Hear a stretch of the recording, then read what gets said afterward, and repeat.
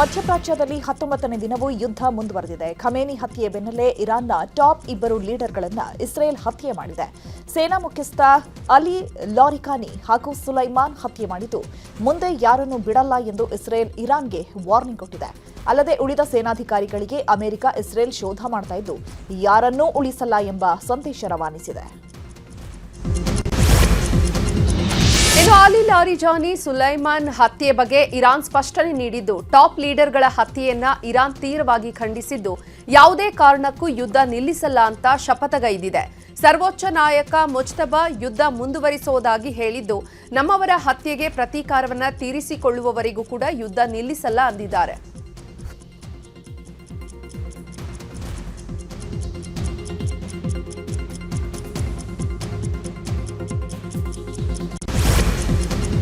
Iran ಮೇಲೆ Israel ದಾಳಿ ಮುಂದುವರೆಸಿದೆ. ಇರಾನ್ನ ಗುಪ್ತಚರ ಸಚಿವರ ಮೇಲೆ ಅಟ್ಯಾಕ್ ಮಾಡಲಾಗಿದೆ. ಗುಪ್ತಚರ ಸಚಿವ ಇಸ್ಮಾಯಿಲ್ ಖತೀಬ್ ಹತ್ಯೆ ಮಾಡಿರುವಂತಹ ಶಂಕೆ ಇದೆ. ಮತ್ತೊಂದೆಡೆ ಸೆಂಟ್ರಲ್ ಬೈರೂತ್ ಮೇಲೂ ಇಸ್ರೇಲ್ ದಾಳಿ ಮಾಡಿದ್ದು, ದಾಳಿಯಿಂದಾಗಿ 10 ಮಂದಿ ಸಾವಿನ ಬಗ್ಗೆ ಲೆಬನಾನ್ ಆರೋಗ್ಯ ಸಚಿವರು ಮಾಹಿತಿ ಕೊಟ್ಟಿದ್ದಾರೆ.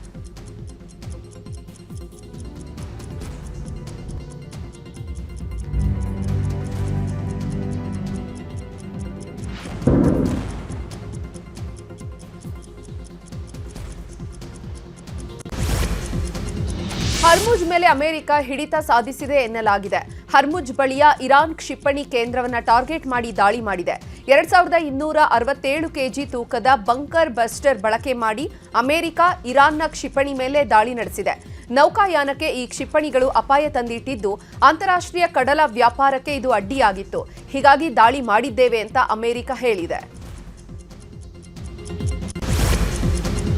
ಹರ್ಮುಜ್ ಜಲಸಂಧಿಯಲ್ಲಿ ಉದ್ವಿಗ್ನ ಪರಿಸ್ಥಿತಿ ಹಿನ್ನೆಲೆ ಜಲಸಂಧಿಯಲ್ಲಿ ಹೊಸ ನಿಯಮ ಜಾರಿಗೆ ಇರಾನ್ ಮುಂದಾಗಿದೆ. ಜಲಸಂಧಿಯಿಂದ ಯಾವ ಹಡಗು ಹೋಗಬೇಕು, ಯಾರಿಗೆ ನಿಷೇಧ ಮಾಡಬೇಕು ಅನ್ನೋದರ ಕುರಿತು ಹೊಸ ನಿಯಮ ತರಲು ನಿರ್ಧರಿಸಿದೆ. ಹರ್ಮುಜ್ ಜಲಸಂಧಿ ಮೇಲಿನ ದಾಳಿ ಬಳಿಕ ಕೆರಳಿರುವ ಇರಾನ್ ಹೊಸ ವಿನ್ಯಾಸ ಜಾರಿ ಮಾಡಲು ಮುಂದಾಗಿದೆ. ಮಧ್ಯಪ್ರಾಚ್ಯದಲ್ಲಿನ ಯುದ್ಧದಿಂದಾಗಿ ಭಾರತದಲ್ಲಿ ತೈಲಾಘಾತ ಉಂಟಾಗಿತ್ತು. ಹೀಗಾಗಿ ಇರಾನ್ ಜೊತೆ ಭಾರತ ಮಾತುಕತೆ ನಡೆಸಿ ಹರ್ಮುಜ್ ಸಂಧಿ ಮೂಲಕ ಭಾರತದ ಹಡಗುಗಳನ್ನು ಕರೆತರಲಾಗ್ತಾ ಇದೆ. ಈಗಾಗಲೇ 46,000 ಮೆಟ್ರಿಕ್ ಟನ್ ಎಲ್ಪಿಜಿಯನ್ನು ಹೊತ್ತು ಶಿವಾಲಿಕ್ ಹಡಗು ಮತ್ತು ನಂದಾದೇವಿ ಹಡಗು ಭಾರತಕ್ಕೆ ಆಗಮಿಸಿದೆ. ಇನ್ನು ಸುಮಾರು 80,800 ಮೆಟ್ರಿಕ್ ಟನ್ ಕಚ್ಚಾ ತೈಲವನ್ನು ಹೊತ್ತು ತಂದಂತಹ ಜಾಗ್ಲಾಡ್ಕಿ ಹಡಗು ಮುದ್ರಾ ಬಂದರು ತಲುಪಿದೆ.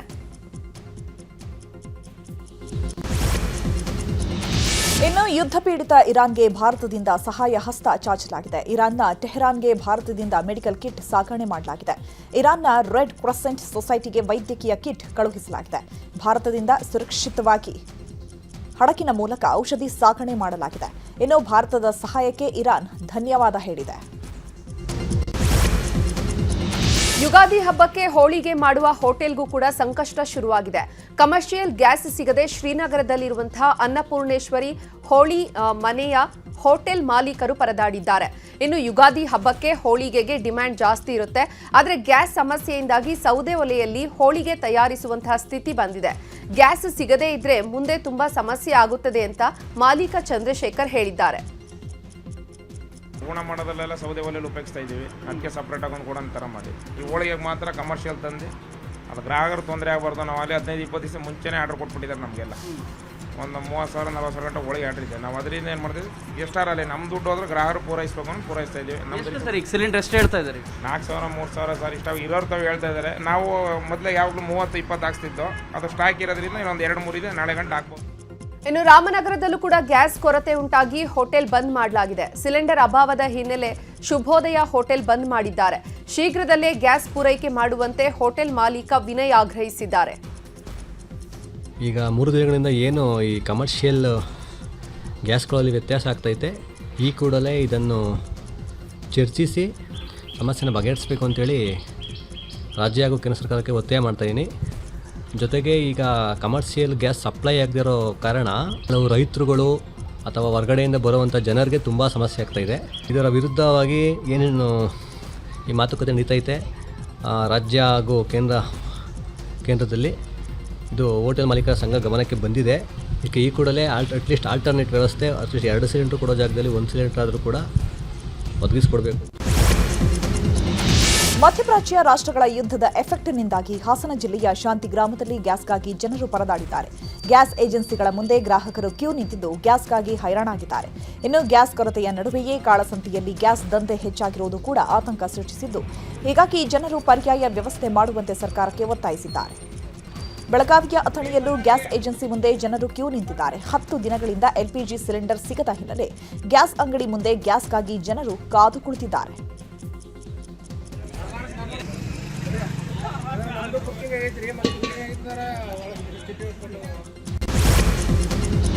ಸಿಲಿಂಡರ್ ದರ ಏರಿಕೆಯನ್ನ ಖಂಡಿಸಿ ಬಳ್ಳಾರಿಯಲ್ಲಿ ಜಿಲ್ಲಾ ಕಾಂಗ್ರೆಸ್ನಿಂದ ಪ್ರತಿಭಟನೆ ಮಾಡಲಾಗ್ತಾ ಇದೆ.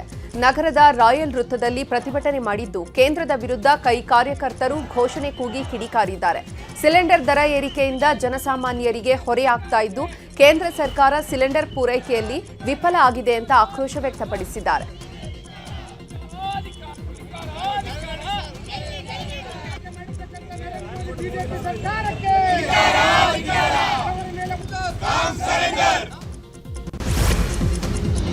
ಅಕ್ರಮ ಗ್ಯಾಸ್ ಸಿಲಿಂಡರ್ ಏಜೆನ್ಸಿ ಮೇಲೆ ಪೊಲೀಸರು ದಾಳಿ ನಡೆಸಿದ್ದಾರೆ. ತಲಘಟ್ಟಪುರ ಪೊಲೀಸರಿಂದ ಕಾರ್ಯಾಚರಣೆ ನಡೆಸಿದ್ದು, ಶ್ರೀ ವಿಶ್ವೇಶ್ವರಯ್ಯ ಇಂಡಸ್ಟ್ರಿಯಲ್ ಲೇಔಟ್ನಲ್ಲಿರುವ ಗ್ಯಾಸ್ ಏಜೆನ್ಸಿ ಮೇಲೆ ದಾಳಿ ಮಾಡಿದ್ದು 148 ಖಾಲಿ ಸಿಲಿಂಡರ್ ಹಾಗೂ 19 ಕೆಜಿಯ 7 ಸಿಲಿಂಡರ್ ಜಪ್ತಿ ಮಾಡಲಾಗಿದೆ.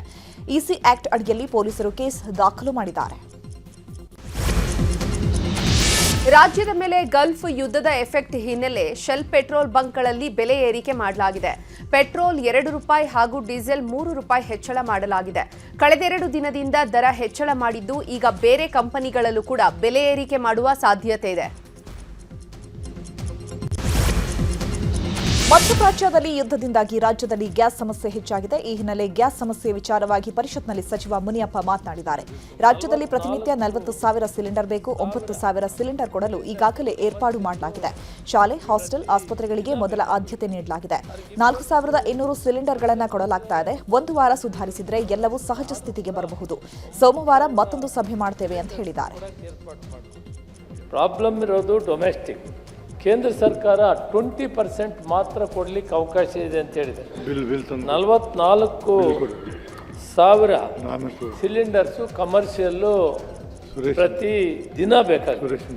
ಅವ್ರಿಗೆ 20% ಅಂದರೆ ಹತ್ತಿರ 8,500 ಆಗ್ತದೆ. ಆದರೂ ಕೂಡ 9,000 ಸಿಲಿಂಡರ್ಸನ್ನು ಕೊಡೋಕ್ಕೆ ಏರ್ಪಾటు ಮಾಡಿಕೊಂಡು hospitals other than essential institutions ಈ ಇಂಪಾರ್ಟೆಂಟ್ ಇವಿಗೆ ನಾವು 4,200 ಕೊಡ್ತಾ ಇದ್ದೀವಿ. ಈ 1,000ದಲ್ಲಿ ಯಾರಿಗೆ ಕೊಡಬೇಕು, ಏನು ಕೊಡಬೇಕು ಅಂತ ಕಷ್ಟನೇ ಆಗಿದೆ. ನಾನು ಹೇಳಿದೆ, 1 ವಾರ ಸುಧಾರಿಸಿದರೆ ಸ್ವಲ್ಪ ಬದಲಾವಣೆ ಆಗ್ತದೆ. ಪ್ರಾಬ್ಲಮ್ ಇರೋದು ಯುಗಾದಿ, ರಂಜಾನ್ಗೆ ಊರಿಗೆ ಹೊರಟವರಿಗೆ ದರ ಏರಿಕೆಯ ಬಿಸಿ ತಟ್ಟಿದೆ. ಖಾಸಗಿ ಬಸ್ಗಳ ಟಿಕೆಟ್ ದರ 1 to 3 ಏರಿಕೆಯಾಗಿದೆ. ಹಬ್ಬದ ದಿನಗಳಲ್ಲೇ ಪ್ರಯಾಣಿಕರ ಸುಲಿಗೆಗೆ ಖಾಸಗಿ ಬಸ್ ಮಾಲೀಕರು ಇಳಿದಿದ್ದಾರೆ.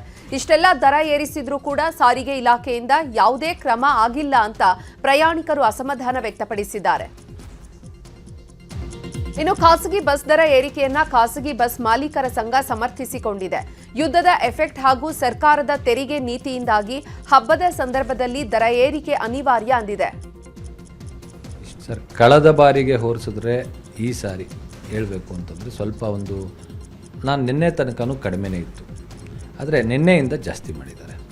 ಕಾರಣ ಇಷ್ಟೇ, ಇವತ್ತು ತಮಗೆ ಗೊತ್ತಿದೆ, ಇವತ್ತು ಅರಬ್ ರಾಷ್ಟ್ರಗಳಲ್ಲಿ ನಡೀತಾ ಇರ್ತಕ್ಕಂಥ ಒಂದು ಯುದ್ಧದಿಂದ ಡೀಸೆಲ್ ಸಿಗ್ತಾ ಇಲ್ಲ. ಕೋವಿಡ್ದಿಂದ ಹಿಡಿದು ಇದುವರೆಗೂ ತನಕ ಸಾರಿಗೆ ಕ್ಷೇತ್ರ ಖಾಸಗಿ ಬಸ್ ಮಾಲೀಕರು ಇನ್ನೂ ಚೇತರಿಸ್ಕೊಳಕ್ಕಾಗ್ತಾ ಇಲ್ಲ. ಸರ್, ಇದೇ ಸರ್ಕಾರಗಳ ಮುಂದೆ ನಾವು ತೆರಿಗೆಯನ್ನು ಕಡಿಮೆ ಮಾಡಿ ರಸ್ತೆ ತೆರಿಗೆ ಕಡಿಮೆ 6.5 ಲಕ್ಷ ರೂಪಾಯಿ ಕೇವಲ ಒಂದು ಬಸ್ಸಿಗೆ ರಸ್ತೆ ತೆರಿಗೆ ತಗೊತಾರೆ ವರ್ಷಕ್ಕೆ. ನಮ್ಮದು ದರ ಆದಾಗ ಮಾತ್ರ, ಹೆಚ್ಚಾದಾಗ ಮಾತ್ರ ಪ್ರಯಾಣಿಕರು ಕೇಳ್ತಾರೆ. ಟೋಲ್ ದರ ಪ್ರತಿ ವರ್ಷ 10%, 15%, 20% ಎಕ್ಸ್ಟ್ರಾ ಮಾಡ್ತಾ ಇದ್ರಲ್ಲ, ಇದು ಯಾರ ಮೇಲೆ ನಾವು ಹಾಕಬೇಕು? ನಾಳೆಯಿಂದ ಸಾಲು ರಜೆ ಹಿನ್ನೆಲೆ ಮೆಜೆಸ್ಟಿಕ್ ಕೆಎಸ್ಆರ್ಟಿಸಿ ಬಸ್ ನಿಲ್ದಾಣದಲ್ಲಿ ಜನಸಂದಣಿ ಹೆಚ್ಚಾಗಿದೆ. ಯುಗಾದಿ, ರಂಜಾನ್ ಹಬ್ಬಕ್ಕಾಗಿ ತಮ್ಮ ಊರುಗಳಿಗೆ ಹೋಗಲು ಜನರು ಬಸ್ ನಿಲ್ದಾಣಕ್ಕೆ ಆಗಮಿಸ್ತಾ ಇದ್ದು, ಮೆಜೆಸ್ಟಿಕ್ನಲ್ಲಿ ಪ್ರಯಾಣಿಕರ ಸಂಖ್ಯೆ ಹೆಚ್ಚಾಗಿದೆ. ಇನ್ನು ಕೆಎಸ್ಆರ್ಟಿಸಿ ಕೂಡ ಸರಣಿ ರಜೆ ಹಿನ್ನೆಲೆ ಹೆಚ್ಚುವರಿ ಬಸ್ ಸೇವೆ ಮಾಡಿದ್ದು, ಒಟ್ಟು 2,000 ಹೆಚ್ಚುವರಿ ಬಸ್ ರಸ್ತೆಗಿಳಿದಿವೆ. ಕೆಎಸ್ಆರ್ಟಿಸಿ ಜೊತೆಗೆ ಬಿಎಂಟಿಸಿಯಿಂದಲೂ ಅಂತರ್ಜಿಲ್ಲಾ ಪ್ರಯಾಣಕ್ಕೆ ವ್ಯವಸ್ಥೆ ಮಾಡಲಾಗಿದ್ದು, ಸೀಟ್ಗಾಗಿ ನಿಲ್ದಾಣದಲ್ಲಿ ಜನರು ನೂಕಾಟ, ತಳ್ಳಾಟ ಮಾಡಿಕೊಂಡಿದ್ದಾರೆ.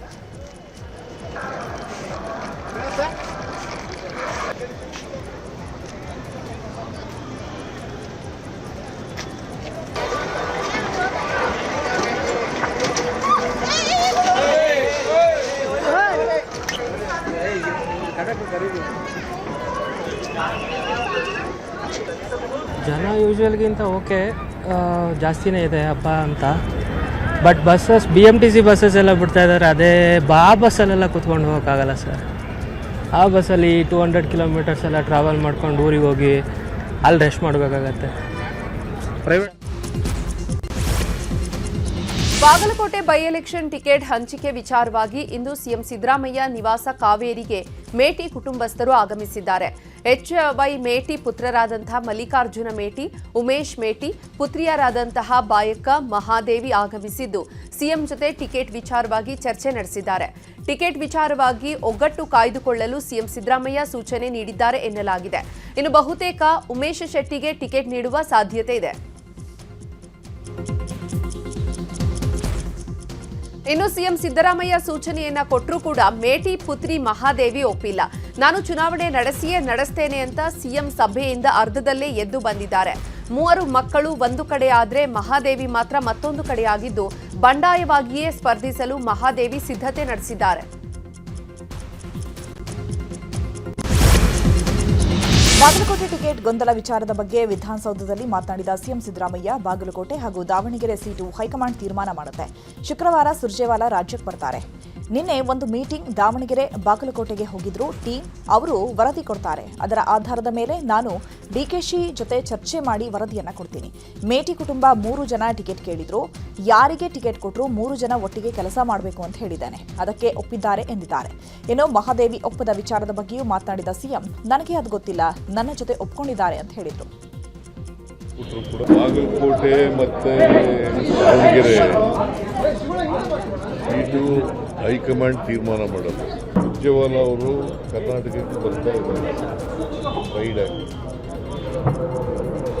ಅಷ್ಟರೊಳಗಡೆ ನಿನ್ನೆ ದಾವಣಗೆರೆಗೆ ಹೋಗಿದ್ರು ಒಂದು ಟೀಮು, ಮತ್ತು ಬಾಗಲಕೋಟೆಗೂ ಕೂಡ ಹೋಗಿದ್ರು. ಅವರು ರಿಪೋರ್ಟ್ ಕೊಡ್ತಾರೆ. ಆ ರಿಪೋರ್ಟ್ ಆಧಾರದ ಮೇಲೆ ನಾನು DK ಚರ್ಚೆ ಮಾಡಿ ಸುರ್ಜೇವಾಲಾ ಜೊತೆ ಮಾತಾಡಿ ಕಳಿಸ್ಕೊಡ್ತೀವಿ. 3 ಜನನು ನೀವೆಲ್ಲ ಒಟ್ಟಿಗೋಗಿ ಯಾರಿಗೆ ಟಿಕೆಟ್ ಕೊಟ್ಟರು ಕೂಡ ನೀವೆಲ್ಲ ಮಾಡಬೇಕು, ಒಟ್ಟಿಗೆ ಮಾಡಬೇಕು ಅಂತ ಹೇಳಿ ಹೇಳ್ಕೊಳಿದ್ದೀನಿ. ದಾವಣಗೆರೆ ದಕ್ಷಿಣ ಕ್ಷೇತ್ರದ ಟಿಕೆಟ್ ಹಂಚಿಕೆಯ ಕಗ್ಗಂಟು ಜೋರಾಗಿದೆ. ಪುತ್ರನ ಪರ ಸಂಸದೆ ಪ್ರಭಾ ಮಲ್ಲಿಕಾರ್ಜುನ್ ಲಾಬಿ ಮಾಡ್ತಿದ್ದಾರೆ. ದೆಹಲಿಯ ಕರ್ನಾಟಕ ಭವನದಲ್ಲಿ ಡಿಸಿಎಂ ಡಿಕೆಶಿ ಅವರನ್ನ ಭೇಟಿಯಾದ ಪ್ರಭಾ ಮಲ್ಲಿಕಾರ್ಜುನ್ ಪುತ್ರನಿಗೆ ಟಿಕೆಟ್ ನೀಡುವಂತೆ ಮನವಿ ಮಾಡಿಕೊಂಡಿದ್ದಾರೆ. ದಾವಣಗೆರೆ ದಕ್ಷಿಣ ನಮ್ಮ ಕುಟುಂಬದ ಕ್ಷೇತ್ರ, ನಮ್ಮ ಪುತ್ರನಿಗೆ ಟಿಕೆಟ್ ಕೊಟ್ರೆ ಗೆಲ್ಲಿಸಿಕೊಂಡು ಬರ್ತೀವಿ ಅಂತ ಹೇಳಿದ್ದಾರಂತೆ. ಇನ್ನು ನೋಡೋಣ, ವರಿಷ್ಠರ ಜೊತೆ ಚರ್ಚೆ ಮಾಡ್ತೀನಿ ಅಂತ ಅಷ್ಟೇ ಡಿಸಿಎಂ ಡಿಕೆಶಿ ಹೇಳಿದ್ದಾರಂತೆ.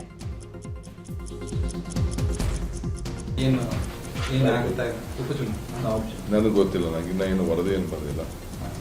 ನಾನೊಂದು ರಿಪೋರ್ಟ್ ಮಾಡಿದ್ದೀನಿ. ನಾವು ಐ ಥಿಂಕ್ ನಾನು ಚೀಫ್ ಮಿನಿಸ್ಟರ್ ಇಬ್ಬರು ಮಾತಾಡಿದ್ದೀನಿ. ಇವತ್ತು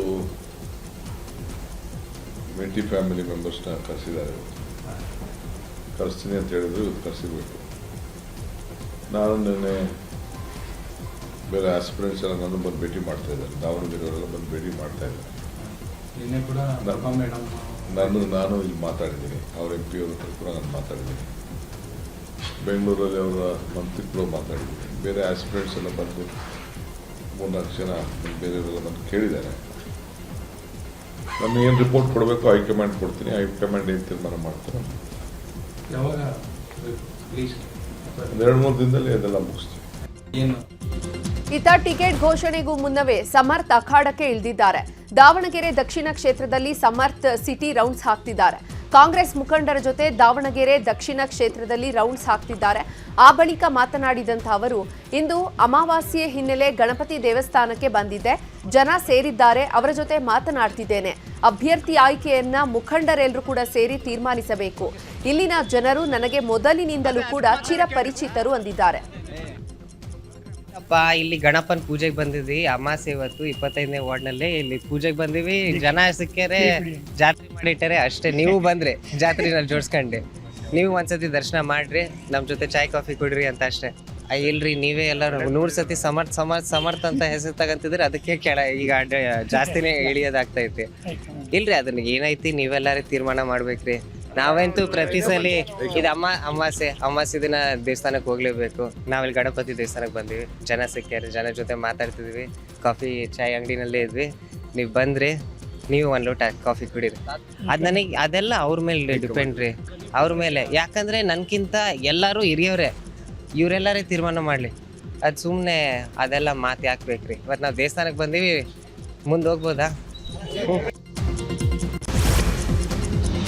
ದಾವಣಗೆರೆಯಲ್ಲಿ ದಕ್ಷಿಣ ಉಪಚುನಾವಣೆ ವಿಚಾರ ಸಂಬಂಧ ಮಾಜಿ ತಂಜೀಮುಲ್ ಅಧ್ಯಕ್ಷರ ವಿರುದ್ಧ ಎಂಎಲ್ಸಿ ಅಬ್ದುಲ್ ಜಬ್ಬರ್ ಬೆಂಬಲಿಗರು ಆಕ್ರೋಶವನ್ನು ವ್ಯಕ್ತಪಡಿಸಿದ್ದಾರೆ. ಸಚಿವ ಮಲ್ಲಿಕಾರ್ಜುನ್ ಪುತ್ರ ಸಮರ್ಥ್ಗೆ ಟಿಕೆಟ್ ನೀಡುವಂತೆ ದಾದು ಸೇಠ್ ಮನವಿ ಮಾಡಿದರು. ಈ ಹಿನ್ನೆಲೆ ದಾದು ಸೇಠ್ ಮೇಲೆ ಆಕ್ರೋಶ ವ್ಯಕ್ತವಾಗಿದ್ದು, ಸಮಾಜದಲ್ಲಿ ಎಲ್ಲರ ಅಭಿಪ್ರಾಯ ಪಡೆಯದೆ ನೀವ್ಯಾಕೆ ಸಿಎಂ ಬಳಿ ಹೋಗಿ ಟಿಕೆಟ್ ನೀಡುವಂತೆ ಹೇಳಿದ್ದು ಅಂತ ತರಾಟೆಗೆ ತೆಗೆದುಕೊಂಡಿದ್ದಾರೆ.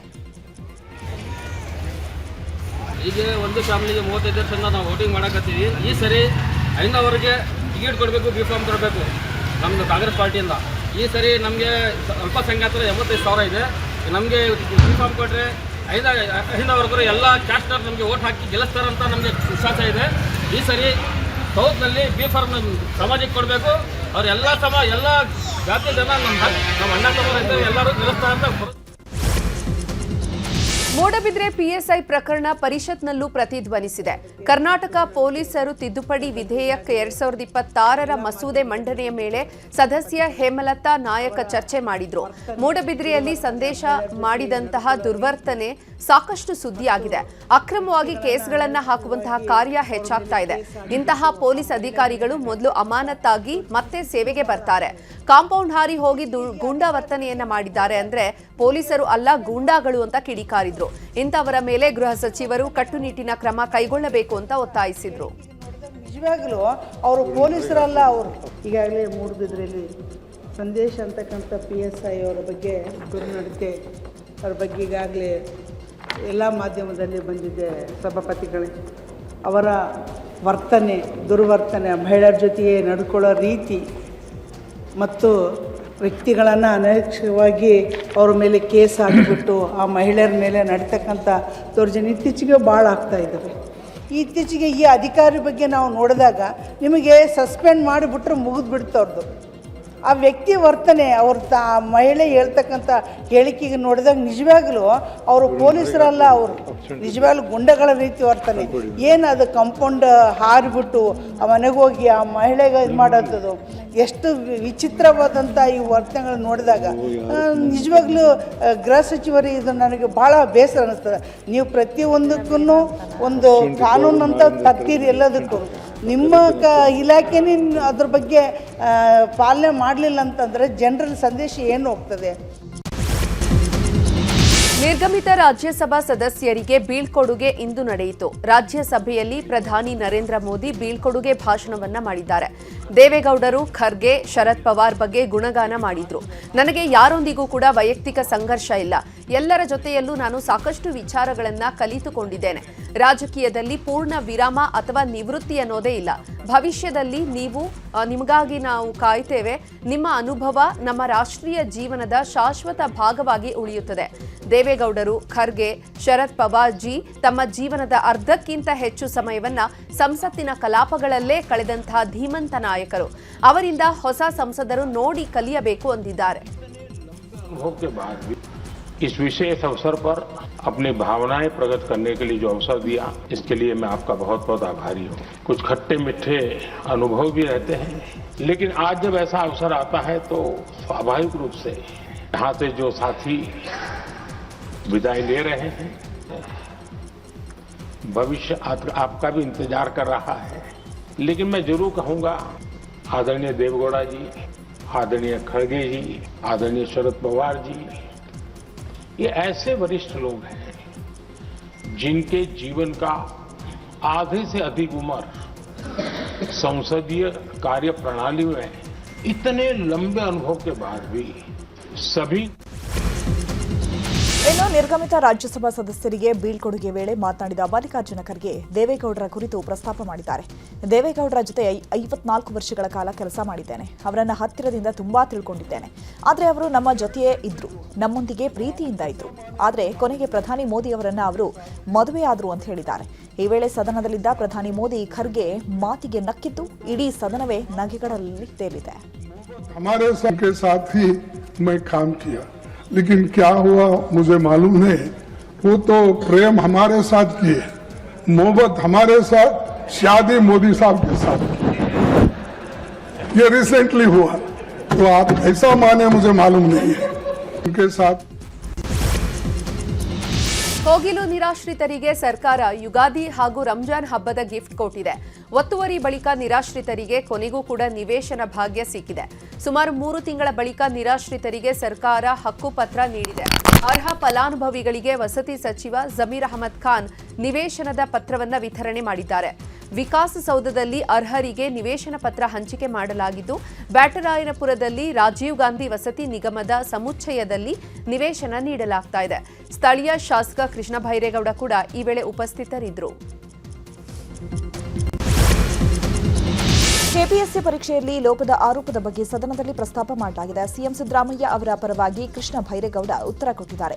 ಪರೀಕ್ಷೆಯಲ್ಲಿ ಅನೇಕ ಗೊಂದಲದ ಬಗ್ಗೆ ಸದಸ್ಯರು ಮಾತನಾಡಿದ್ದಾರೆ. ಒಂದೇ ಕುಟುಂಬದ 5 ಪಾಸ್ ಆಗಿದ್ದಾರೆ ಹಾಗೂ ಒಂದೇ ಪರೀಕ್ಷೆ ಬರೆದವರು ಪಾಸ್ ಆಯ್ಕೆ ಆಗಿದ್ದಾರೆ. ಇದರ ಬಗ್ಗೆ ಸಂದೇಹ ವ್ಯಕ್ತವಾಗಿತ್ತು. ಆದರೆ ನಮ್ಮ ಬಳಿ ಸಿಸಿಟಿವಿ ರೆಕಾರ್ಡ್ ಇದೆ. ಕೆಪಿಎಸ್ಸಿ ಒಂದು ಸಾಂವಿಧಾನಿಕ ಸಂಸ್ಥೆಯಾಗಿದೆ. ಅದರ ಮೇಲೆ ಸರ್ಕಾರದ ಸ್ವಾಧೀನ ಇಲ್ಲ. ಆದರೂ ಕೆಪಿಎಸ್ಸಿಯಲ್ಲಿ ಸುಧಾರಣೆ ತರುವ ಅಗತ್ಯ ಇದೆ. ಹೀಗಾಗಿ ಕೆಪಿಎಸ್ಸಿ ಅಕ್ರಮ ಹಿನ್ನೆಲೆ ವಿಧಾನಸಭೆ ಸದನ ಸಮಿತಿ ರಚನೆ ಮಾಡಬೇಕು, ಮಾಡ್ತೇವೆ ಅಂತ ಕೃಷ್ಣ ಭೈರೇಗೌಡ ಹೇಳಿದರು.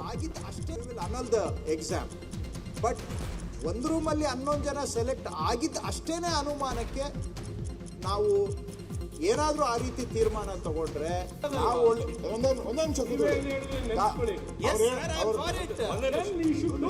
ಅಂತಿಮ ಹಂತಕ್ಕೆ ಬಂದಿರುವಂತಹ ಒಂದು ಪಟ್ಟಿಯನ್ನ ನಾವು ರದ್ದು ಮಾಡಿ ಮತ್ತೆ ಪರೀಕ್ಷೆ ಮಾಡ್ತೀವಿ ಅಂದ್ರೆ ಮತ್ತೆ 1.5 ವರ್ಷ ಮುಂದಕ್ಕೆ ಹೋಗುತ್ತೆ. ಹಾಗಂತೇಳಿ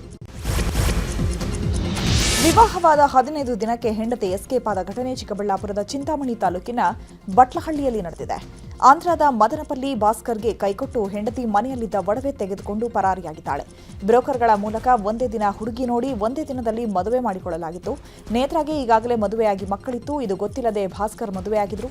ಈಗ ಗಂಡನಿಗೆ ಕೈಕೊಟ್ಟು ಹೆಂಡತಿ ಎಸ್ಕೇಪ್ ಆಗಿದ್ದಾಳೆ. ಉಡುಪಿಯ ಸಂತೆಕಟ್ಟೆಯಲ್ಲಿ ಸರಣಿ ಅಪಘಾತ ಸಂಭವಿಸಿದೆ. ಉಡುಪಿಯಿಂದ ಕುಂದಾಪುರ ಕಡೆಗೆ ತೆರಳುತ್ತಾ ಇದ್ದ ಕಾರು ಓವರ್ಟೇಕ್ ಮಾಡುವಾಗ ಈ ಅಪಘಾತ ಸಂಭವಿಸಿದೆ. ಈ ಘಟನೆಯಲ್ಲಿ 2 ಕಾರು ಮತ್ತು ಬಸ್ ಜಖಂ ಆಗಿದ್ದು, ಬಸ್ ಹಾಗೂ ಕಾರಿನಲ್ಲಿದ್ದಂತಹ ಪ್ರಯಾಣಿಕರು ಪ್ರಾಣಾಪಾಯದಿಂದ ಪಾರಾಗಿದ್ದಾರೆ. ತಾಯಿಯ ಅಂತ್ಯಸಂಸ್ಕಾರ ಮುಗಿಸಿ ವಿದ್ಯಾರ್ಥಿ ಎಸ್ಎಸ್ಎಲ್ಸಿ ಪರೀಕ್ಷೆ ಬರೆದಿರುವ ಘಟನೆ ಚಾಮರಾಜನಗರದಲ್ಲಿ ನಡೆದಿದೆ. ಇಲ್ಲಿನ ಕ್ರೊಸೆಂಟಾ ಅಕಾಡೆಮಿ ಶಾಲೆಯ ವಿದ್ಯಾರ್ಥಿ ಅಬ್ದುಲ್ ಅಫಾನ್ ಅವರ ತಾಯಿ ಕ್ಯಾನ್ಸರ್ನಿಂದ ಬಳಲ್ತಾ ಇದ್ರು. ನಿನ್ನೆ ರಾತ್ರಿ ನಿಧನರಾಗಿದ್ರು. ಈ ಹಿನ್ನೆಲೆ ತಾಯಿ ಅಂತ್ಯಕ್ರಿಯೆ ಮುಗಿಸಿ ಬಳಿಕ ತಾಯಿ ತೀರಿ ಹೋದ ನೋವಿನಲ್ಲೇ ವಿದ್ಯಾರ್ಥಿ ಅಬ್ದುಲ್ ಅಫಾನ್ ಪರೀಕ್ಷೆ ಬರೆದಿದ್ದು, ವಿದ್ಯಾರ್ಥಿಯ ಬಗ್ಗೆ ಶಾಲಾ ಶಿಕ್ಷಕರು ಮೆಚ್ಚುಗೆ ವ್ಯಕ್ತಪಡಿಸಿದ್ದಾರೆ.